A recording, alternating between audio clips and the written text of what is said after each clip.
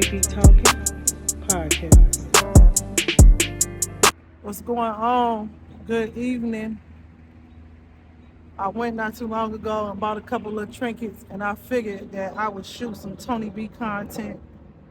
And just today, I came up with a topic. I'm always posting these dates on when I'm gonna drop some content, and I never drop shit. But today, this topic kind of touched me.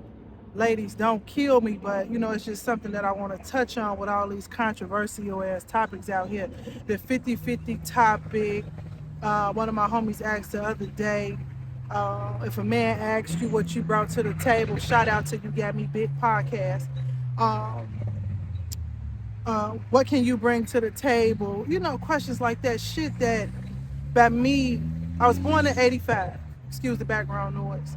And, I watched my mom just deal with men that just did things. Now, when I say just did things, they just felt like that they had a role. So they just took care of the household, took care of the bills. Not that my mom sat back folding clothes and ironing and cooking and cleaning and shit. My mama owned the shop at a very young age, but because I feel like because of the way that she presented herself, that it helped her to be engulfed or to come across a certain type of male. You know what I'm saying? But I also feel like that there was just a plethora of men back then that just felt like, that they were head of household, so they should play their roles as head of household.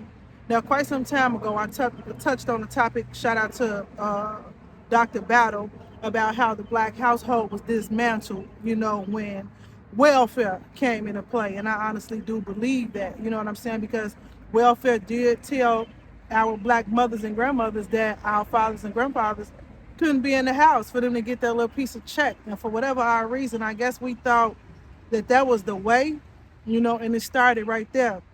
Now, ladies, I'm not trying to take you back to a time where you can't balance your own fucking checkbook. I'm not trying to take you back there. But I'm going to use this particular family as an example, and I'll get off into that in a little bit. So me and the big homie, we were just talking, and we were talking about how life, could have been so different, for this particular woman that I know, if her guy wouldn't have got knocked. He ended up going to jail long time ago, but he was the type of guy that he provided. She pretty much didn't have to do shit.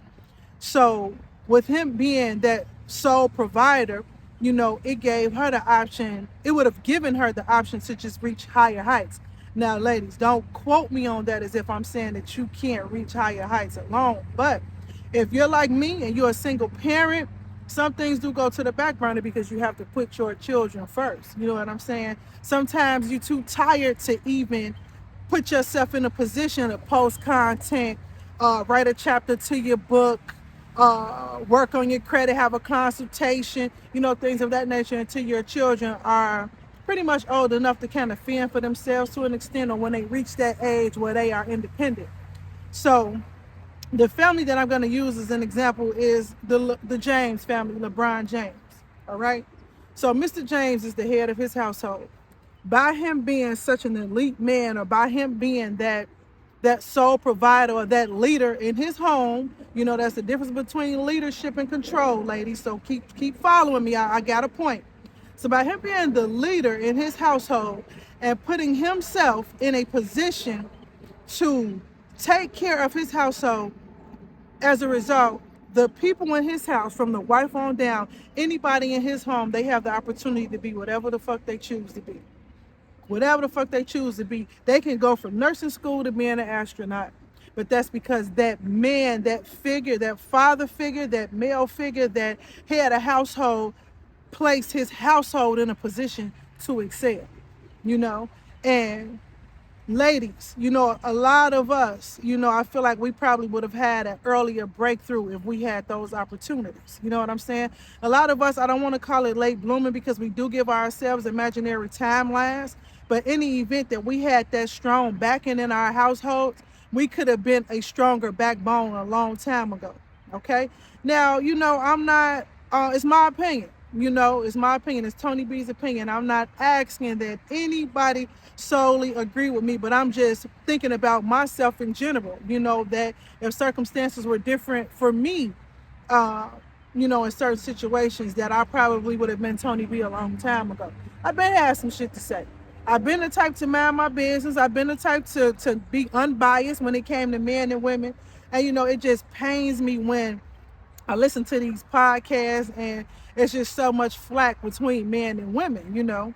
And then this is another opinion of mine, and I had this conversation with a 90s baby.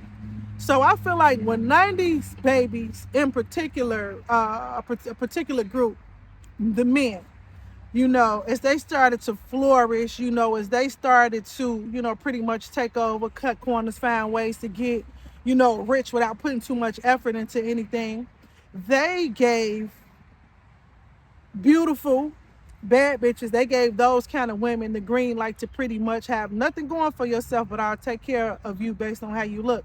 Now granted, I'm sure that that's been going on since the beginning of time, but in my opinion, I just see it more with that era. A lot of women of no substance at all, you know what I'm saying, but they are, you know cutting corners and making a way off just off the strength of how they look. you know I also feel like that. Now don't get me wrong, we know all about the freak Nick shit like that. We've been cracking jokes about that. But I also think that this generation, the 90s, those 90s babies, made it okay for women to be hoes. That was hoes in the 80s, 70s, and 60s, but in most cases we were discreet, unless it was a pimp hoe type situation. It was much more discreet, but you made it okay. You got guys out here who will wife a woman who they actually know has dealt with a close friend of theirs, just off the strength of what she may look like. You know what I'm saying? Just very shallow minded. I feel like that generation, is very shallow. Not everybody. I can't speak from everybody, but just what I've come across. But going back to men and women, men, I will sit here and say that I feel like that you have the power. You have much more power than what you know. But what has happened is that we have begun to switch roles. So now we're out here and now as women, we're out here and we're extremely masculine. We talking to you like you nobody. We broing you, we sonning you, we little boying you, calling you bitches, and we just don't have a level of respect because we have completely switched roles with you. And when people hear, when men and women hear this topic, the first thing that they think about is money. Now, definitely money makes the world go round. We live in a worldly world. You can't really do too much of nothing without money. But what I'm speaking in terms of is leadership. And if you have the ability to lead, in most cases, you have the ability to bring the bread in. So you are allowing us opportunity that we probably couldn't get to as fast as you. I know some men like that. You know what I'm saying? Like I say, in a situation, my own, speaking from a personal experience, going back to 22 years old, I was provided for in a way that if I chose to be a fucking therapist or a fucking teacher, I had that option because I had that leadership in my life at the time. So, excuse me, just running it back, because my topics sometimes are all over the place, but these are just all my opinions. And man, I feel like that you have the power to make the change, but you have to step back into leadership roles. Because me, myself personally, I don't want to be a masculine woman, but I have become that. I have become that. You know what I'm saying? And I see that. And I think I feel like it may also be a link to it where it's taking a toll on our mental health. I feel like it may be taking a toll on our mental health because we are just playing too many roles, and I mean, if you are more than one person, then the diagnosis or the prognosis for that is typically being bipolar, right? So no pun to any group of people, but man, once again, I feel like you have the power to make that change.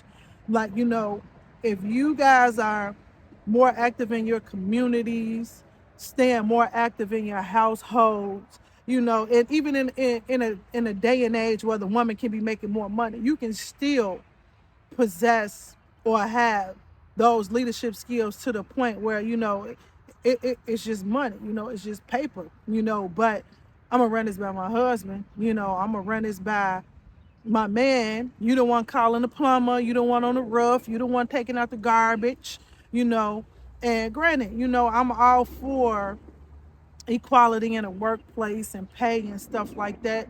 But I'm gonna just keep it real with you. You know, I don't want to be a firefighter. You know what I'm saying? I don't want to be in fucking construction. This is all me. Do I know that I can do it? I'm certain I can do it. You know what I'm saying? But I just feel like as a woman, you know, that I wasn't built to do that. You know what I'm saying? I wasn't built to do that.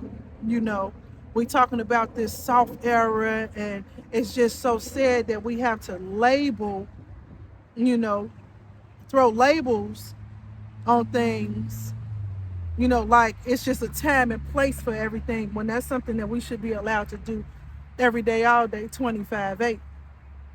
And, you know, it's getting to the point where we're losing respect for each other. So we're clashing. And to be honest, I don't see this with any other race but ours. Any other race but ours. I work in insurance, and when I'm talking to those people and they call in and their kids finally made 16 and they able to drive, everybody in the household got the same last name. They signing up the whole family. The husband is in the house. They've had a home together for 30, 40 years. Now, granted, I know that there is African American or black community that possess these same things, but it's not as common. It's not as common. You know what I'm saying? It's damn near obsolete in certain areas. You know, my children probably don't even know that that's really a thing, or it can be a thing, because our homes, our households are dismantled. You know, in the neighborhood that I live in, I see it all day. These people own their homes, you know. These people are of Indian descent. These people are of Caucasian descent, and they are together. Whole family, you know what I'm saying? Once again, every child in the fucking house, including dad, mom, everybody got the same last name, same bloodline. Everybody in that bitch can offer somebody some blood or a organ if need be. So I'm just here to say that, speaking for, I'm sure, a high percentage of women, men, we do need you, but we need you in a leadership role. I'm not saying control, you know, I'm saying be a unit, of course, but we need you in a leadership role, because what happens is that, say, you know, you are working and you get to the point. That's why I love Auntie Tabitha Brown. Her husband was in that leadership role, and he allowed her to pursue her dreams until her dreams pursued her. And when that happened, she retired her husband. We live in a new era. I wouldn't mind retiring my husband if I'm in a position to do so. Mind retiring my husband, because I don't want my husband to work to death. I don't want him to break his back working. But I'm just saying that to say that, man, I feel like you have the power to make the biggest change. Uh, our households are failing, our marriages are failing, our relationships are failing, our children are being gunned down in the street like animals, you know, and I'm sure a large percentage of those children come from single parent households.